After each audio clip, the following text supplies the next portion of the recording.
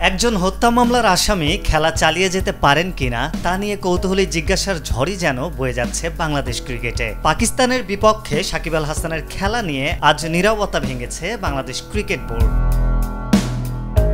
BCB সভাপতি ফারুক আহমেদ গণমাধ্যমকে বলেন, আমাদের অবস্থান হচ্ছে সাকিব যতক্ষণ না দোষী প্রমাণিত হচ্ছে ততক্ষণ আমাদের কিছু বলার নেই। সাকিব এভাবেই খেলে যাবে।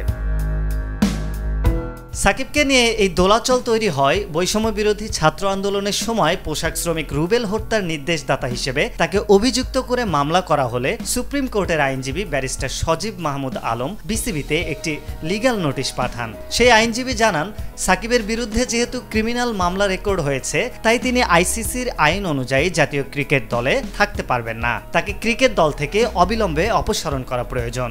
আজ সেই লিগ্যাল নোটিশের উত্তর দিয়েছে বিসিবি। ফারুক বলেন, বিসিবিতে যে লিগ্যাল নোটিশ পাঠানো হয়েছিল সেটার উত্তরও দেয়া হয়েছে।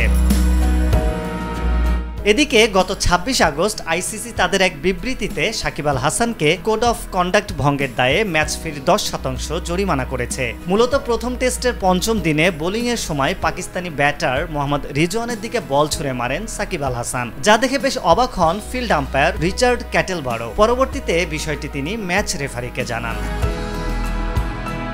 আরিফ হক, মাই টিভি।